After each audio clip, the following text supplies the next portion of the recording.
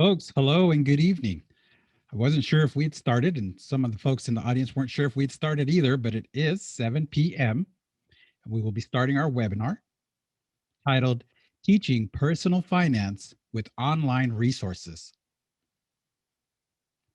Best Practices in Financial Education. And so that's what the conversation will be about tonight.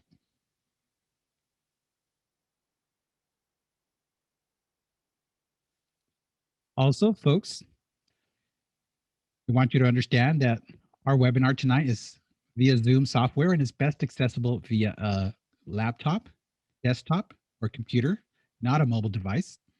If you are relying on sound, go ahead and turn up the volume and you can hear the voice interpreters that we have voicing what we're saying. If you would like to use the caption service, you can go ahead and click on the closed caption icon.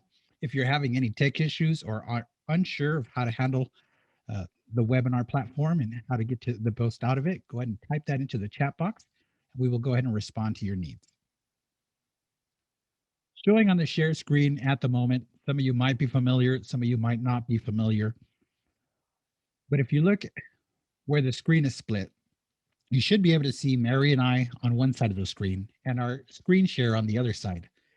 If the sizing is not appropriate to you, you can go ahead and click on that dividing line between both windows and then slide it back and forth to change the size of either the speakers or the share screen itself.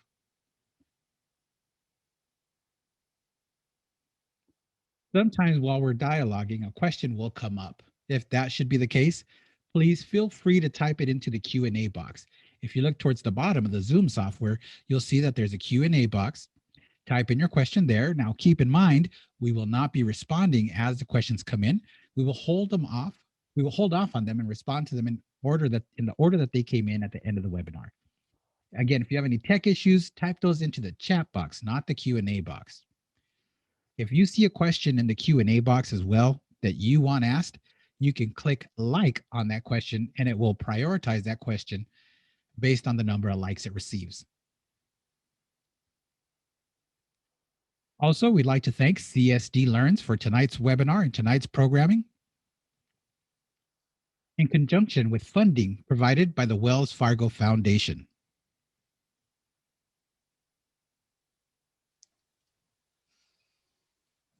Mary Ellen, why don't you introduce yourself?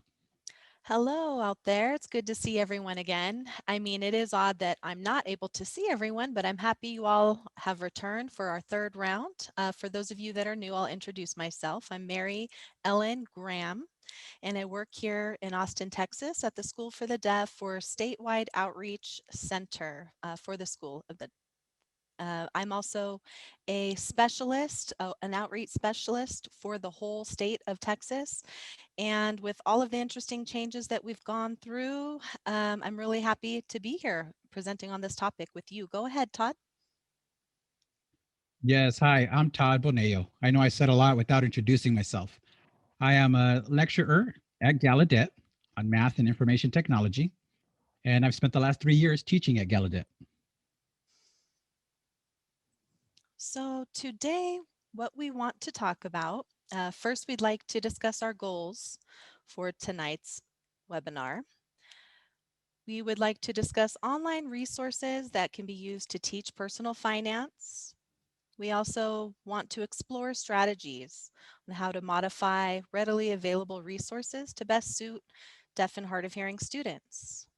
Ready and available means things that you can basically use out of the box or online and use in the classroom.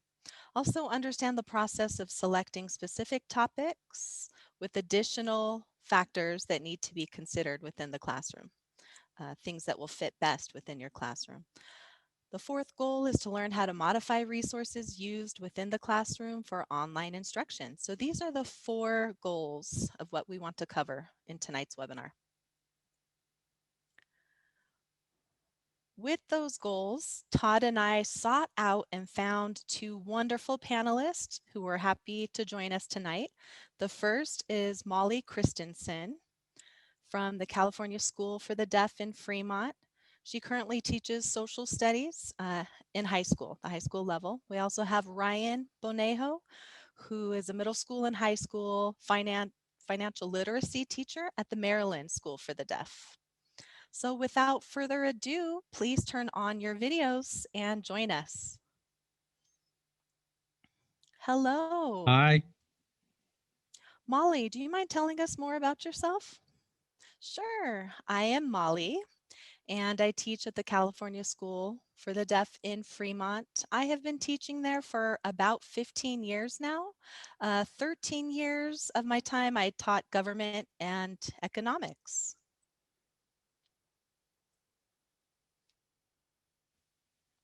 Folks, hi, I'm Ryan Bonejo, and I do teach at the Maryland School for the Deaf. This is my second year teaching.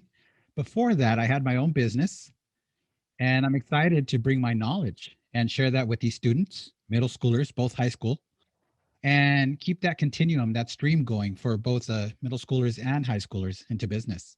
That's great. We thank you both for joining us. Yes, Todd?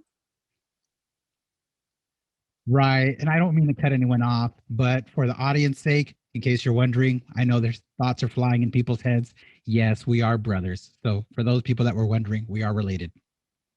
All right. Should we move on to the next slide?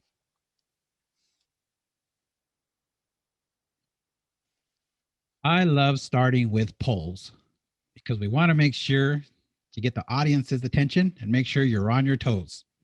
So, audience, it's time to respond to our first poll. And the question is, has anyone in the audience used materials called Next Generation Personal Finance? And have you used those materials within your classroom? That's a simple yes or no response. Folks, please do so now. And I'm not sure, Molly and Ryan, can you vote from your end? Yes, this is Molly. I just voted and I voted yes. This is Ryan, me too. And this is Todd. And in a second, I'll explain why we asked this question. But meanwhile, we'll give the audience some time to respond and we'll take a look at the results in just about a minute.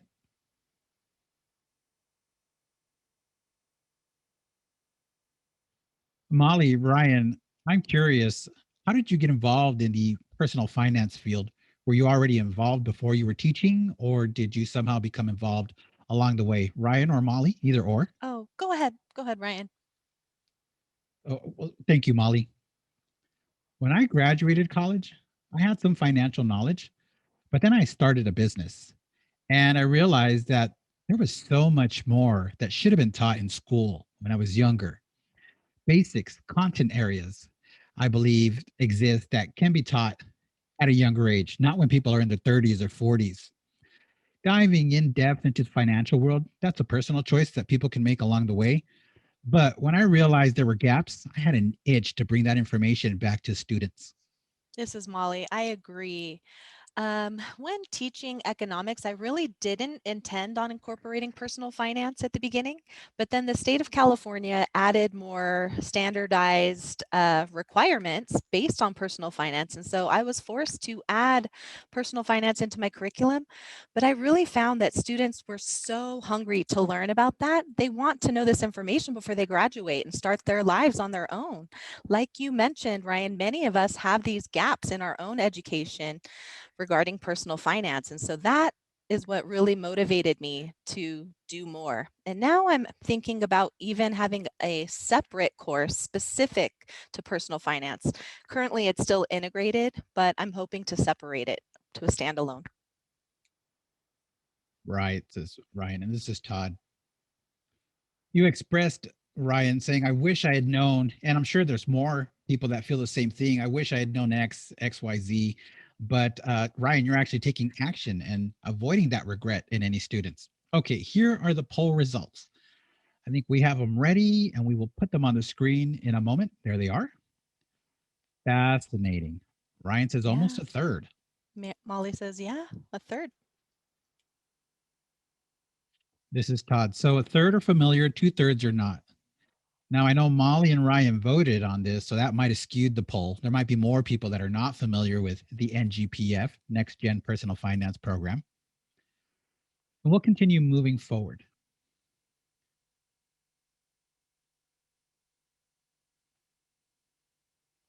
And I want to ask, did you know? Folks, did you know, as we have our conversation tonight, that there are a plethora, many different personal finance courses? We can continue the search. It's an unending search, and we'll find various personal finance courses, not just for students, but also for ourselves as adults. As I searched the internet, I found that there were courses I wanted to take, like uh, how to streamline your taxes or investments. I'm not too familiar with those subjects, so the courses exist online for folks to really delve into those subjects, and many of them are free. Again, there's a whole plethora online. Okay, so let me start with the first question for both you, Ryan and Molly, and that's on the next slide.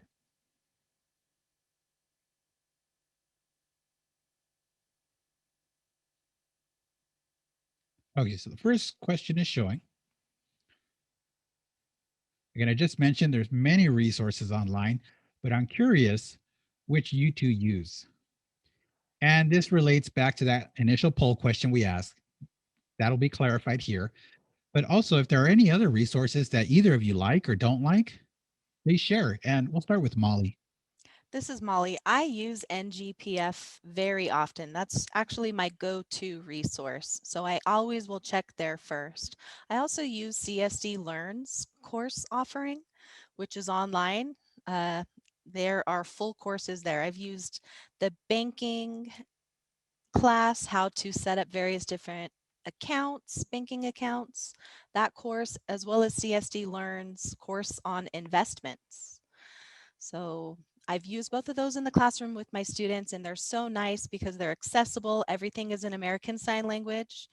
And there are also questions that will pop up in the middle of the course to ensure that the students are paying attention and not just clicking their way through it. So the structure and the way that it's set up is really nice.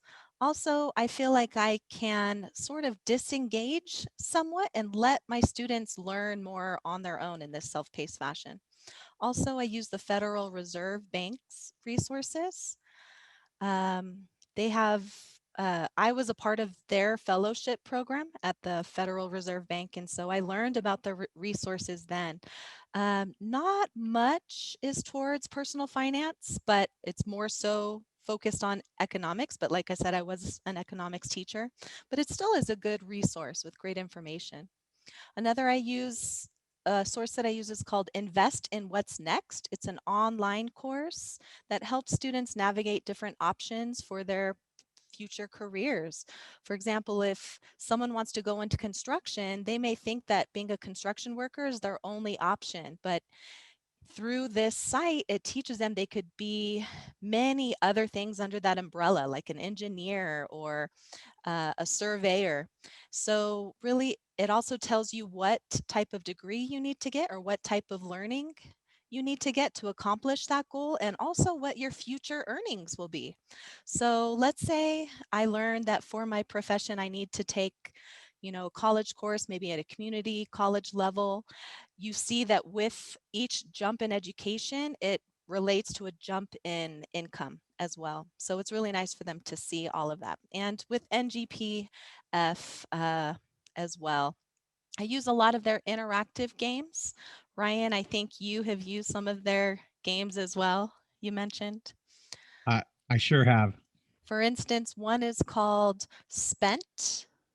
I've used that game. It helps Yep. students really see that if they are stuck in a situation that arises, they have to figure out how to budget.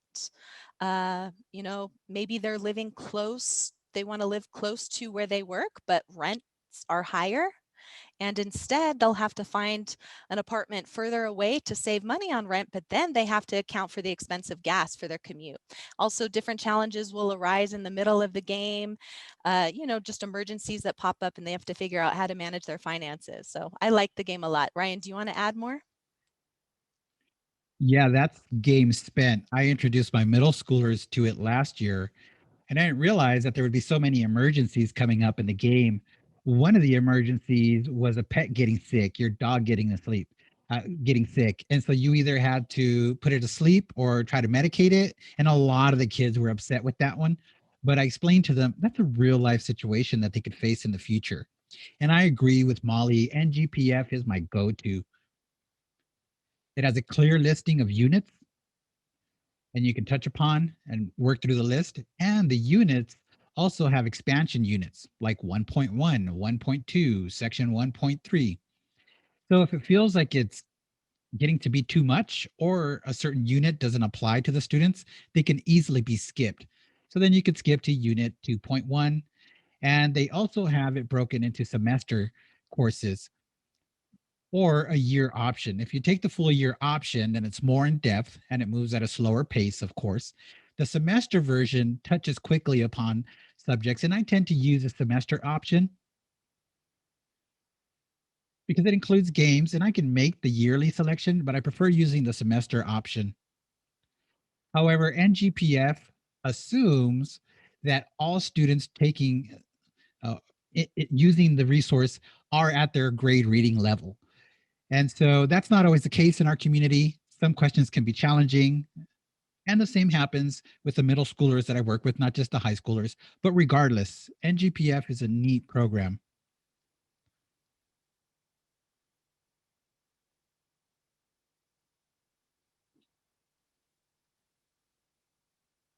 There's also another program that can be used in conjunction with NGPF. Nearpod is what it's called. NGPF also has slides that can be used with Nearpod. So what happens is that I will send my students a code and then I guide the lesson plan and I can send out questions and ask those questions and the students can respond real time. And so we hold our classroom virtually, which is a perfect fit for the times we're living through. There's also another program called Junior Achievement Program. JRA is its abbreviation, and I use that mostly with my middle schoolers. And the reason for it is because it has shorter units on budgeting, investment, risk, income, and at the end, it includes a simulation. And the simulation would apply to a student's life.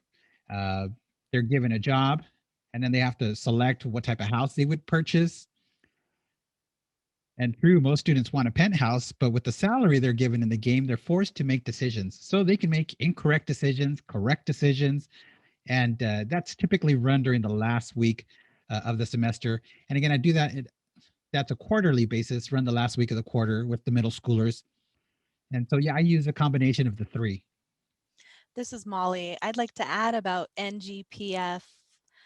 Just as you said, it's very in depth and offers so many resources. Yes, you have to adapt them, but they offer everything. They have warm up questions and worksheets. They have a ton of resources and videos that are connected to them. And yes, I have to adapt them. Sometimes I'll have to sign videos for the students. So I'll record myself signing the information in ASL, but the content for student or for teachers that is to see is there. So it is pretty easy to adapt. The information's available. I'd like to also add about NGPF. They have a high number of educators involved. And so a lot of that content has been contributed by teachers. Last year, I used it, and then I opened up the program again this year, and I noticed that it was updated. There was already new content having to do with COVID-19. It's not static, it remains updated and is continuously updating, which is what I really like because it makes it applicable, right? You can't teach your students to something that's 10 years old. Right. Students like new, fresh things that are up and coming, and so it stays updated. And this is Todd. Ryan, did you say it's a free program? Yes, I Molly, did. This is yes, it Ryan. is. It's free. Mary Ellen saying, one thing I just quickly want to share because you have shared some amazing resources. I just want to remind our audience, in case you're wondering, yes, we will be emailing all of you the list of the resources that have been mentioned.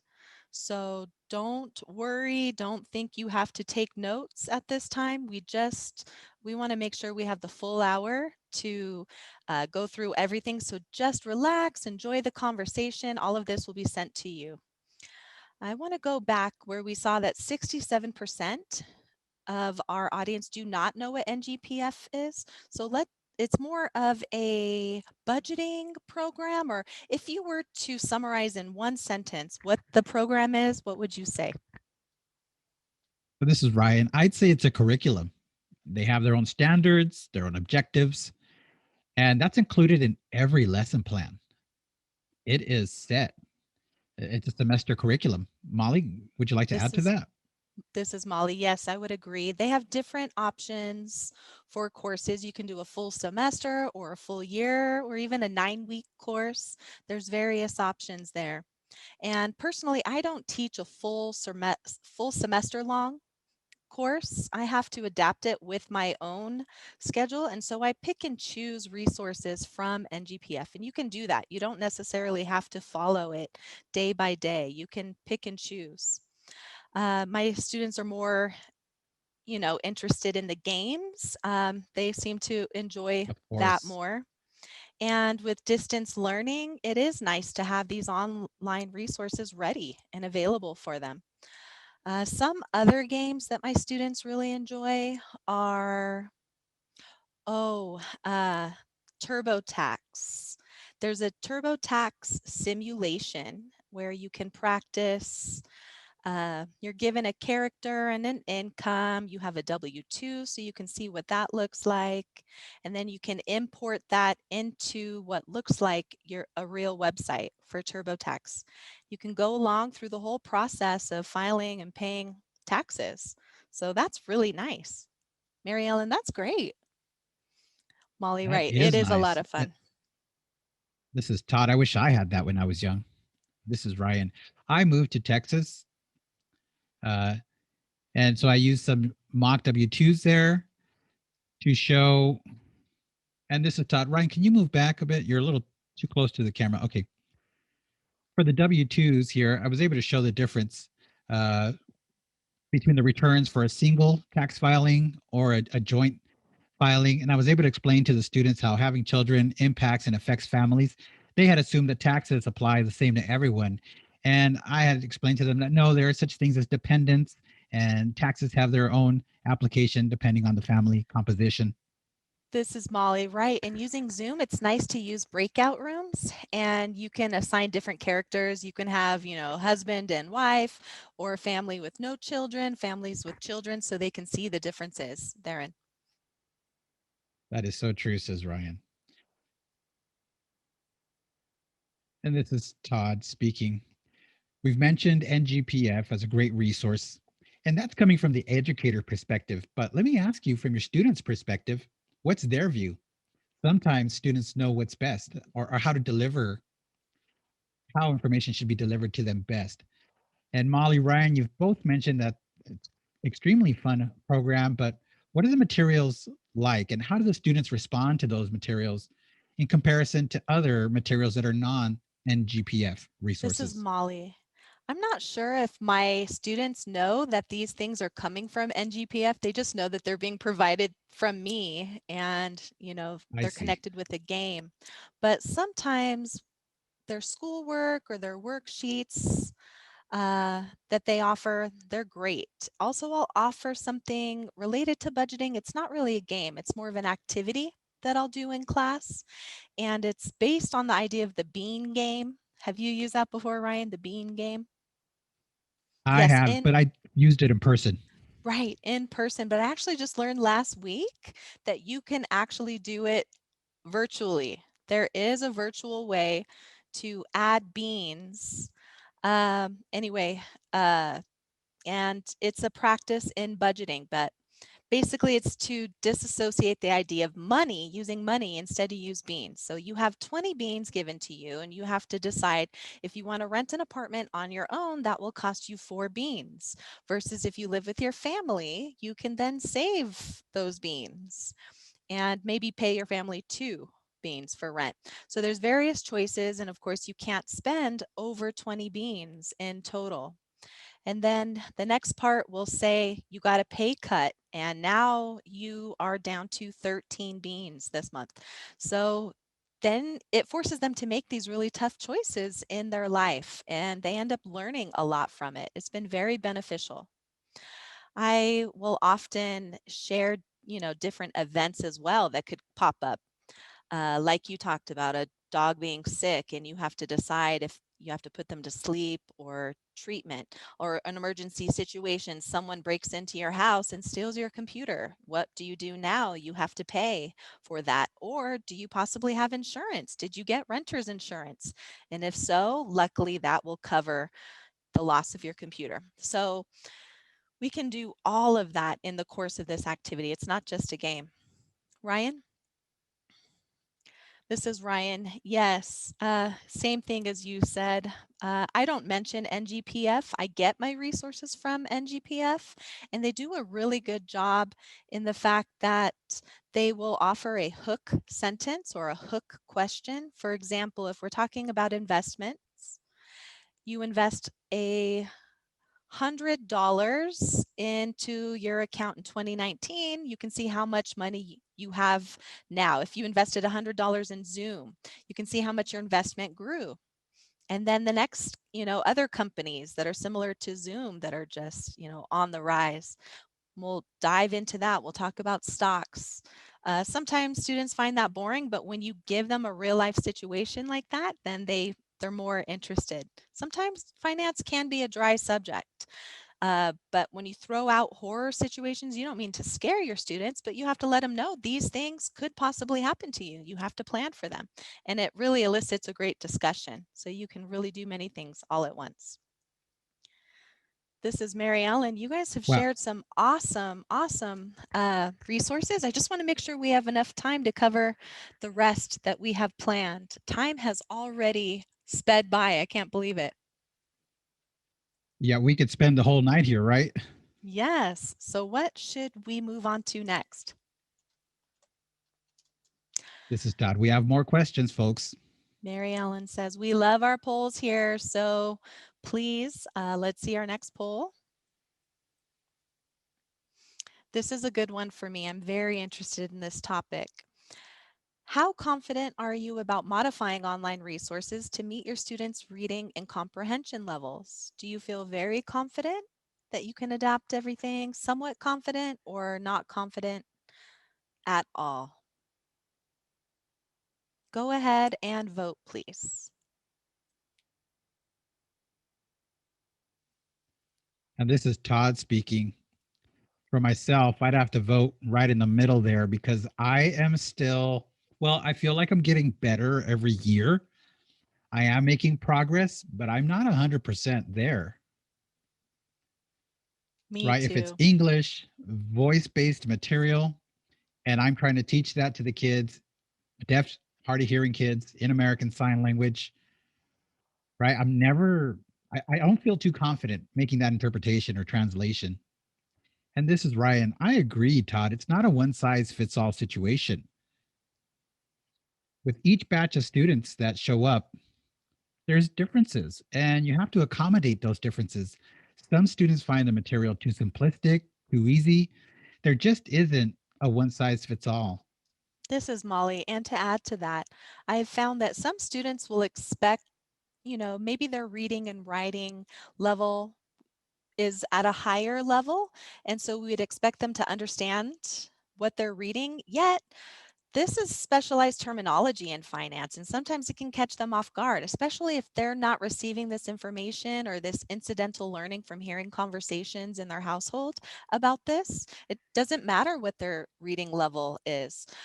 There are also students who have a lower reading and writing level or literacy level that will surprise me because they do have some exposure and experience in finance in their terms. This is Todd. There's one word that sticks to my mind. Molly, you had mentioned it, interest. I had shared it with some students and thought they understood it. They said, oh, 6% interest, 2% interesting. Yeah, things are interesting. And I had to explain that there's two different types of interest. Some students thought they understood it. And from my perspective, it seemed like they had an understanding of interest as well. But then later we caught that and we realized that there was a difference in the concept of interesting and interest. This is Mary Ellen. One thing I do want to pose, something that was interesting for me when I taught I would have a student come in and say, "Hey, my brother or sister were talking to me about this." And then I would want to make sure I have that opportunity to explain it to them because maybe they got it wrong. Like you said, they'll say, "Oh, my brother told me about interesting." And I have to take that moment to explain and say, no, no, no, there's a big difference between interest and interesting, for example. So you have to think about those moments to make sure that you explain these things that are important when they're ready and kind of hold off on the things they're maybe not ready to. But it's all about exposure. You don't want them learning the wrong information. All Agreed. right, I see the polls here. And yes, this is a common answer. It looks like 88% say that they're somewhat confident. Only Wait. 13% feel very confident, and no one said they're not confident at all.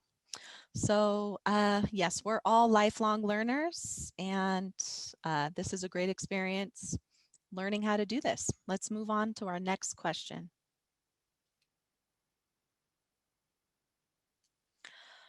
All right, please share examples of ways that you modify your general resources for your students. Is there any particular program, software, or paperwork that you see as beneficial and use in your classrooms?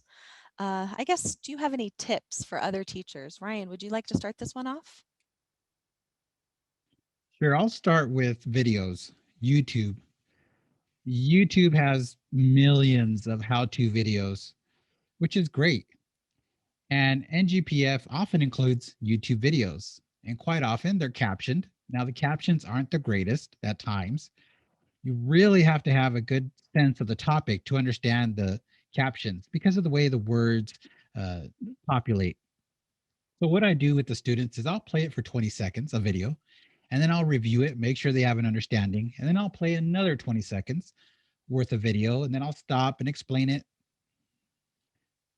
And we go ahead and we talk in sign language. And it makes it easier being online because I can just do a share screen and sign to them in the Zoom room. When I was in a physical classroom, I had to walk back and forth to the computer to pause the video. So long as the students can see the graphics on the in the Zoom room just fine, I really enjoy using videos online. Now, let's talk about terminology. Like, let's say, for example, the word pitfalls, right? Sometimes I will change those words out with a basic word that gets more to the heart of the message so that kids don't have to deal with that.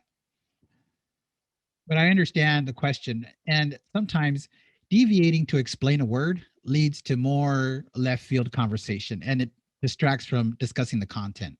So that's why I change those words sometimes to simplify things. This is Molly. I also want to add to that that when we're watching a video, I will pause and explain terms and expand on things as well. I also use something called edpuzzle.com, which helps a Mhm. lot. So first I'll of course explain things in class, in the Zoom classroom. I'll pause and then save some time for their homework to be uploaded into Edpuzzle with various questions in between that check for their understanding. I do that to make sure that they're really understanding the content in the video. And just like you said, Ryan, vocabulary, often I will remove specific terminology and get straight to the point, unless it's very important for what they're learning. For example, goods, which is a word you'll find more in economics, but goods, students will think, they're talking about good, as in good or bad. And I have to explain, no, there are goods and services and teach them. Interest is another good example. Students will often confuse bills and taxes as well. My students, that is. And they'll say, "Oh, I have to pay my taxes." And I'll, you know, clarify with them and realize they're talking about their bills. And I have to explain that bills are different than taxes. Often they'll just think about sales tax, and I have to even explain there are many different types of taxes. So it is nice to have the course we have where we can dive in depth in taxes and integrate that with the knowledge about personal finance. I also want to mention that I do a lot of role playing as well. Ryan, I know you shared that you do that as well.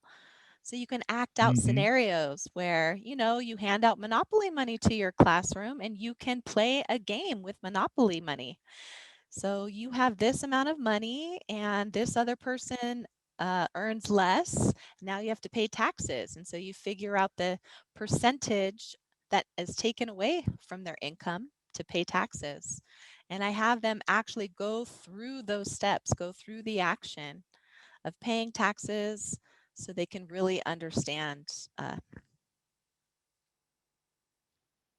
Yeah, role play is nice. And in person, it's even better, I must say. I often have used the role of a banker and a person seeking a loan. And I've put the two together and said, what kind of conversation will you have? Uh, and then they'll ask, well, I want to borrow money. And the bank will say, fine. And I'll ask the bank, well, how do you know they can pay you back? Have you looked into their finances? Are they able to pay their bills? And don't you want to make a profit? And so I pose those types of questions to the students so they can realize and have those thoughts as to why banks turn people down or approve people. And I explain to them, if you're not a person that can handle paying bills, a bank won't lend to you. And so I help them understand that. A lot of times students think, well, the bank just said no, and then they move on. But that doesn't impact the student's life. You want to have that impact on their life, and you want them to be able to assert themselves and understand that the bank has a certain authority and the reason behind that. So giving them that full range of perspective. Also, when it comes to debit cards and credit cards,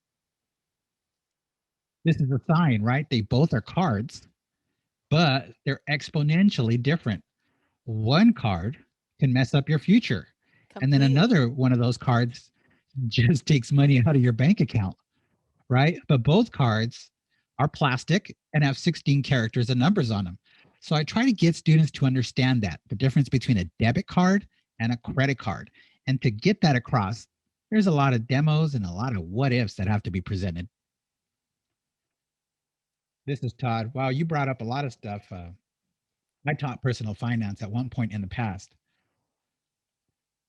So there's a situation where we can find the resources, but if we can put a real life situation attached to it, that really helps kids understand. Like you just pointed out, Ryan, the difference between a debit card and a credit card.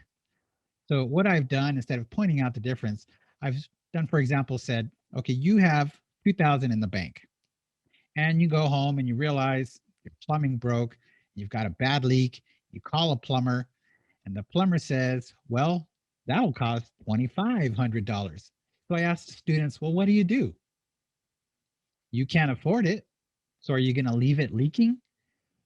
You know that you'll get paid in a couple weeks. You'll get another 1,000 2 weeks from now.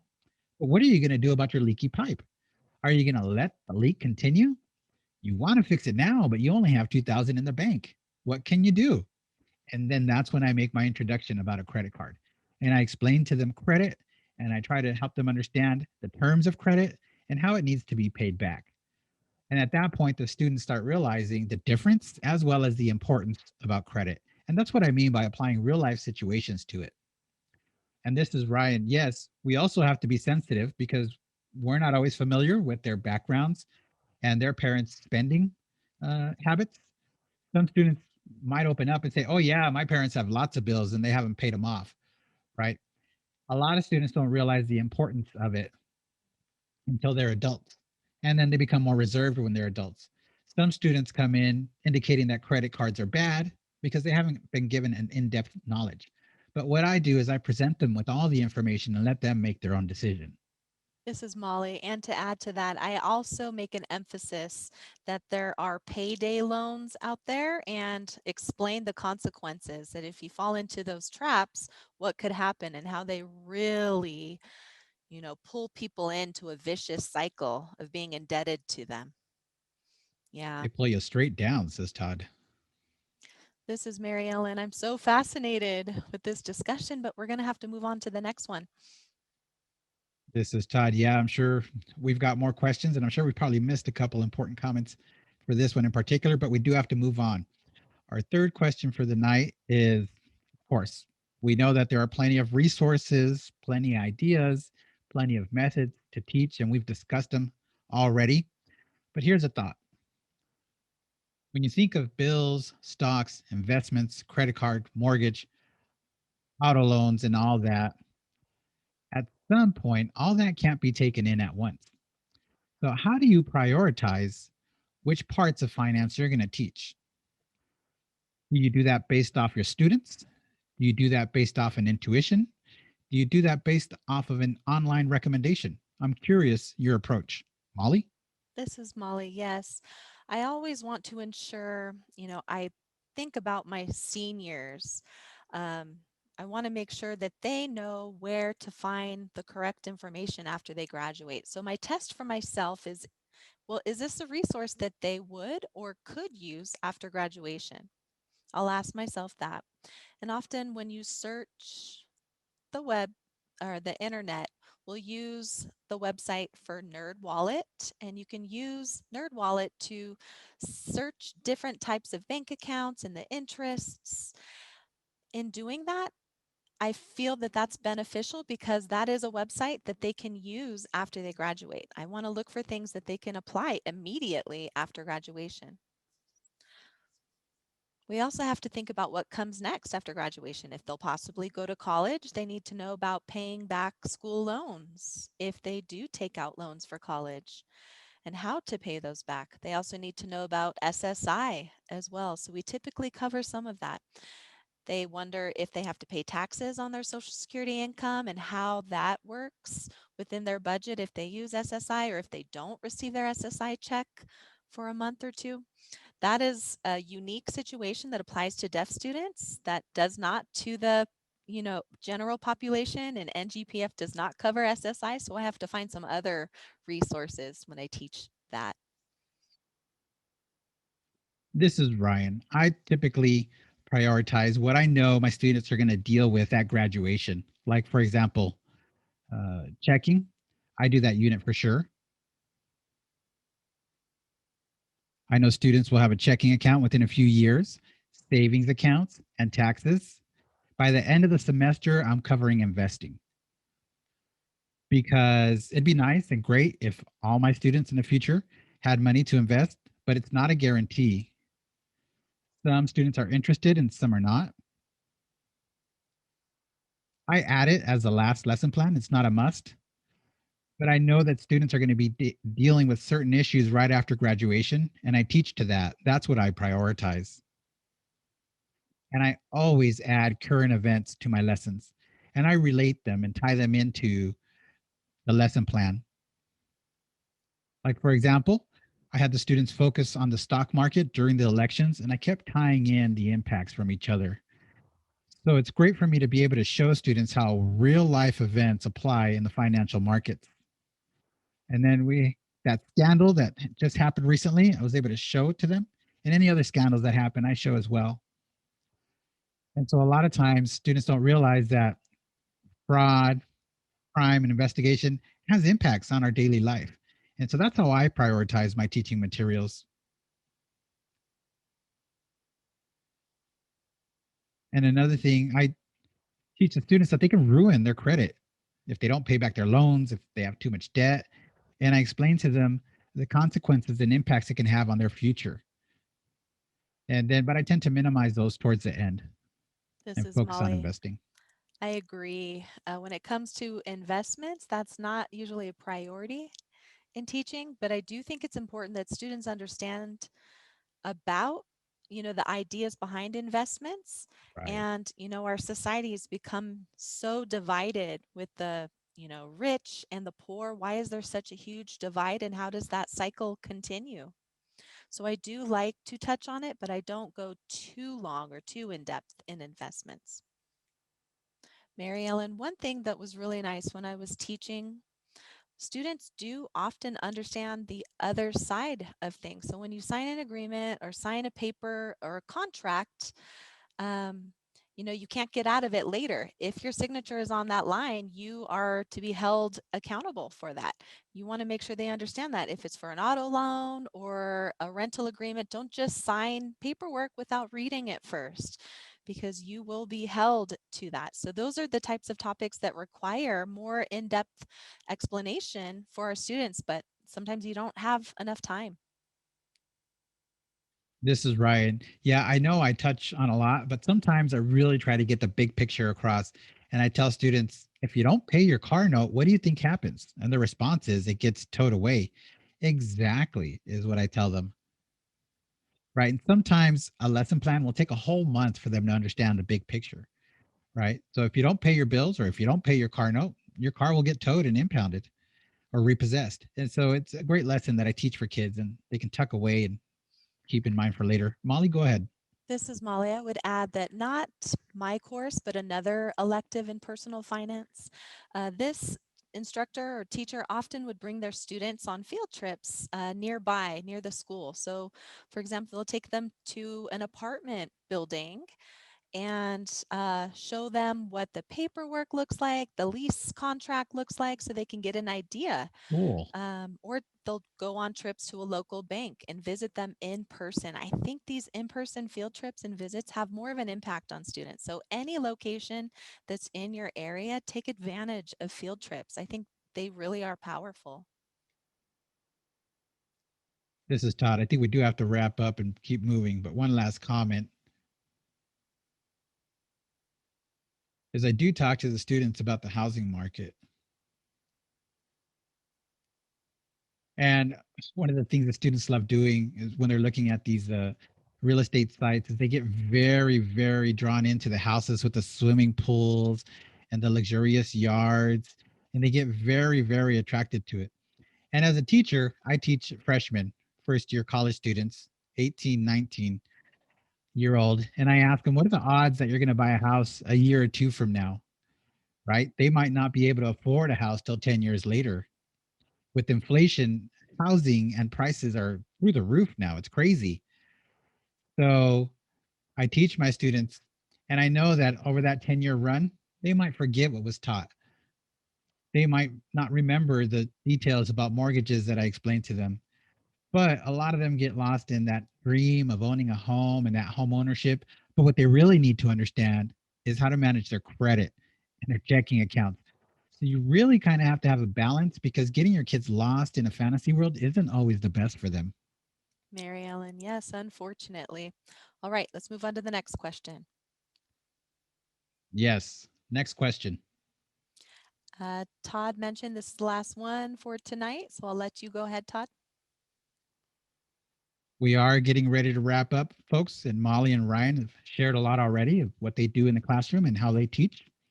And now that we've had that shift to online teaching, how do you make sure that your students have the same experience or a similar experience to being in class? Or is that not possible? Ryan here. Well, I teach online and it's not what I thought it would be at the beginning, right? Humans adapt fast. We're really quick. We keep working better. Now, I think what's missing is we are missing that human touch, but there are still a lot of features online. Like, for example, with Zoom, we can do the share screen. That's what we're doing now. This works out extremely well. It's key to have something like that. And kids are impacted differently. Some are impacted by words on the screen, some by my signs, some by the pictures I share. And so I try to include those items into a slide. So if I'm talking about a house, I need images of houses so that kids can relate.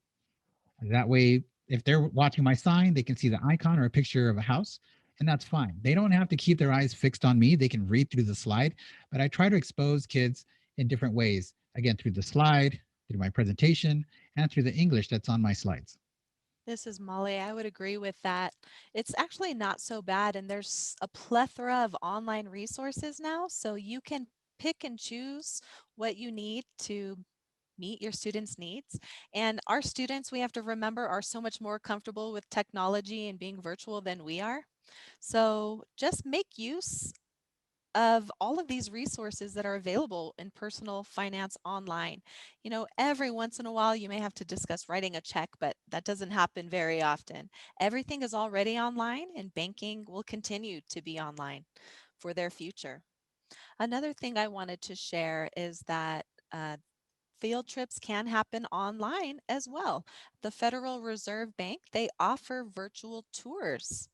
So that's one Cool. cool, yeah, cool example. If you can lock in uh, a place, you can have an interpreter join you on your Zoom screen, and you can go on this virtual tour.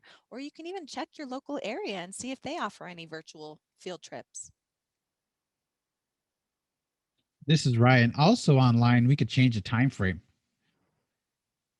So instead of having something just last for a day, I can extend it for several days.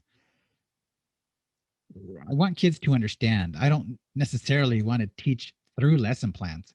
Sometimes I have to adapt those.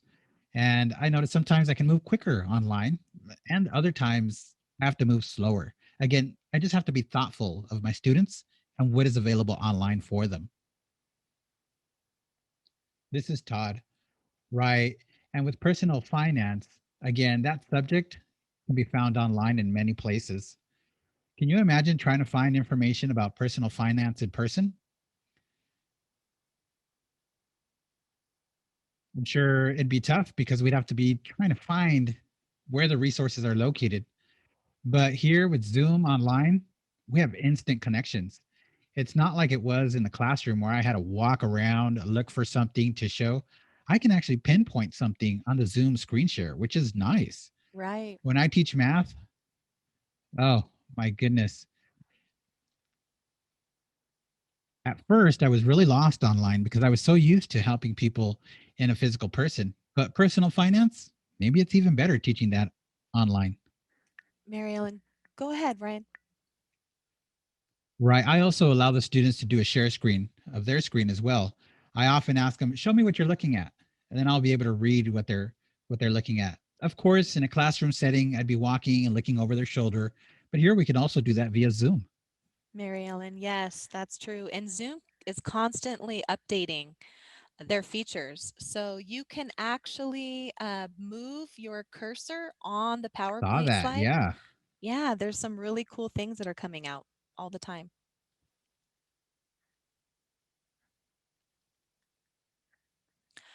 This is Mary Ellen. We'll go ahead and wrap up now. If you could just share which resource you want to talk about or whatever you want your parting words to be.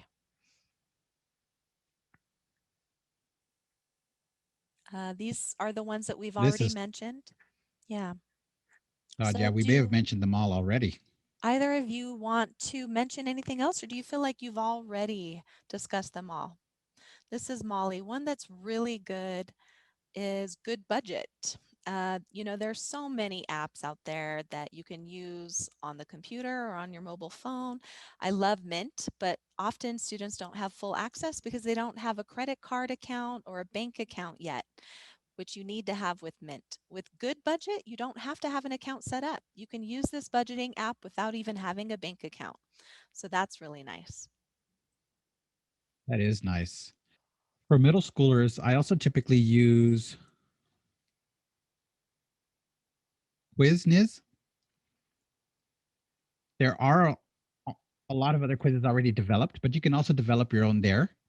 And it allows your kids to compete with each other to see who responds or finishes it the quickest. And it turns it into a tournament. And kids love winning, they love being competitive. Many times the students ask me if they can do it again and again. So it's something that I use quite often because it is extremely fun. Oh, this is Molly. One correction I want to make is I see Frederick Reserve. It's supposed to say the Federal Reserve. Um, so, yes, like I said, it talks about economics a lot, but what's great is students can play around, create their own graphs in their current state, and the information is always updated to be the most current. This is Mary Ellen. Great. Let's move on to the next slide. More resources.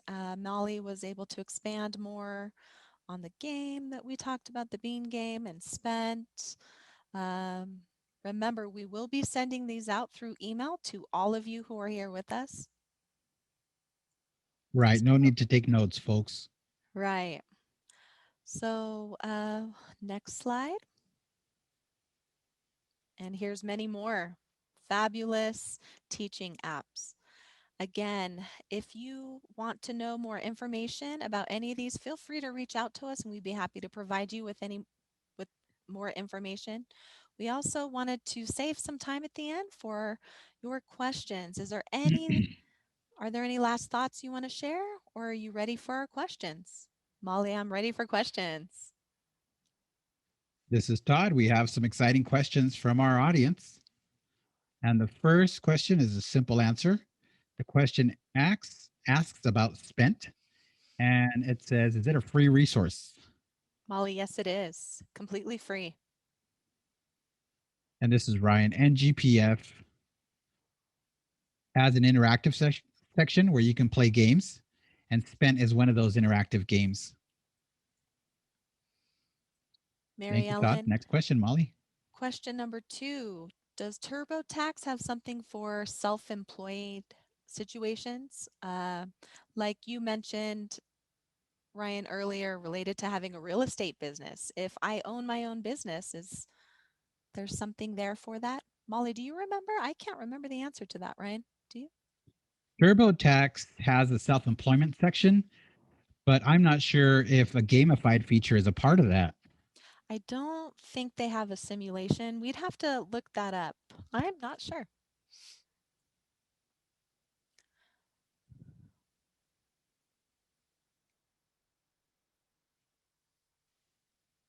And this is Todd. Why don't both of you make your own video resources in ASL instead of modifying the resources that are online? Like, for example, take the NGPF resources and present them in sign language. Like, do you make your own videos or are you just resharing the other information? This is Ryan. Another resource that I use is Screencastify, and that helps me develop new content. I can put myself into a YouTube video and then record myself signing and then save it onto a Google Drive. Or if it's an article in print, I can place a video of myself signing it onto the article and just screen record myself at the same time. So it's nice to have those resources to be able to do that. And those videos can be reused in the future if it Mary applies. Ellen, right. You can save it for later. Molly's saying, I really just use Zoom to do that. We're all in the same room and I'll video record as I share my screen. So if there's a video or PowerPoint that I share that I've made myself, I'm there signing. And of course, it's not as clear and great as Screencastify, but it's still good enough. Mary Ellen, that's great. That leads to the last question for the night. Have you come up with any outside of the classroom resources that you've used, or maybe someone else has talked about that you have used? This is Mary Ellen. I'm not sure I understand the question. Can you say that again?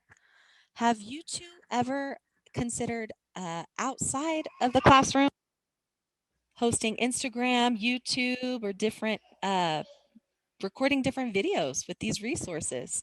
Mary Ellen, do you want to do a podcast, Ryan? A video podcast every week? Yeah, why not? Maybe a day. Right now, I can focus on the materials I have already and putting it into ASL. It's not an easy thing to do at all. But I do have my own social media accounts, and I think it would be nice to do that one day because I am sure it's not just high school students that need this information. I am sure that there are many deaf adults that would need a resource like this. Mary Ellen, right? We all could benefit from that.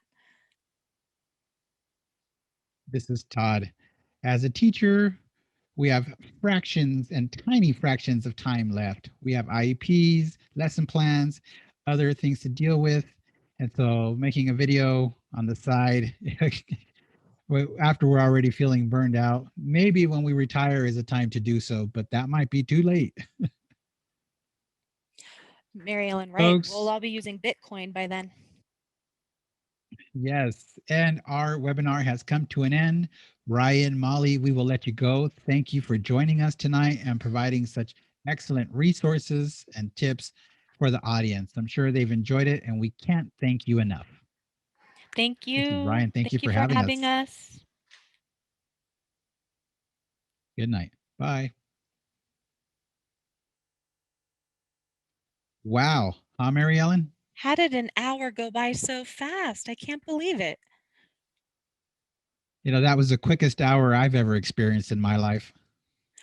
This is Mary Ellen. Before we let you all go for the night, we want to remind you that we do have a CSD Learns toolkit where you can go in and see all of this information that Molly briefly discussed. You can see very clearly here for yourself. Also, hands-on banking has various different resources. You can go through that that was provided by CSD Learns. I also want to make sure I emphasize the next slide. So CSD Now has changed. They have a new handle on Facebook. You see /CSD Learns here, which is the same for Instagram, Facebook, and LinkedIn. So their handle has changed. If you have not followed them yet, make sure that you follow them so that you know about upcoming webinars. And this is Todd. Don't forget, folks, we'll be back next month for our fourth webinar in the series. We still have more topics yet to cover.